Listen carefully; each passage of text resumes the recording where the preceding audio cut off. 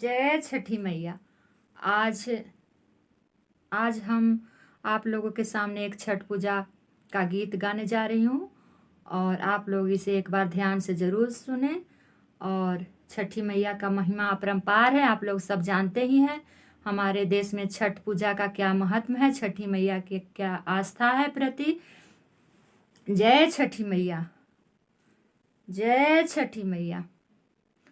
छोटी मोटी धोबिन गे बिटिया, लंबी लंबी केसा, छोटी मोटी धोबिन गे बिटिया, लंबी लंबी के ऐसा सबके धोतिया धोए लेगे, धोबिना माना चीतला आए, सबके धोतिया धोए लेगे, धोबिना माना चीत लाए, सूरज धोतिया धोइते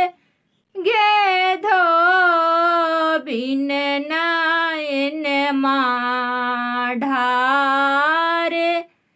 लोर आदित्य धोतिया धोइते गे, धोबिन नायन माढ़ारे, लो और आदित्य धोतिया धोइते गे, धोबिन नायन माढ़ारे, लोर किया दुख नहीं हरगे, धोबिना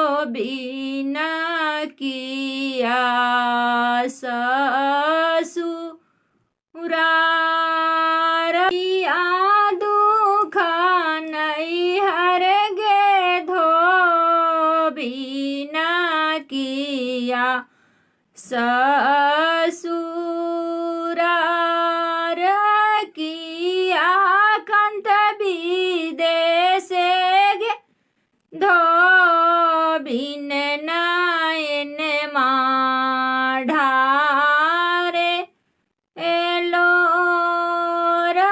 नाही दुख नहीं हर, सूरज देवा नाही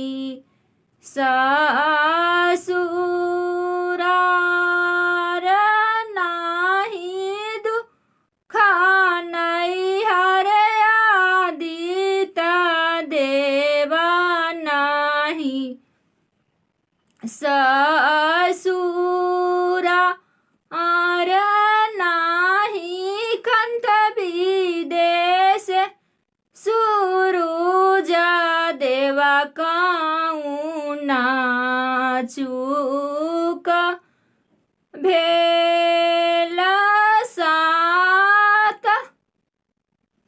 सात पुतरवा, सूरज देवा सातो मारी गेल, सात पुतरवा, सूरज देवा सातो मारी गेल, सासु मारे ताना, सूरज देवा ननद बोले बा, त सासु मारे तनवा, सूरज देवा ननदिया बोले बा, आता से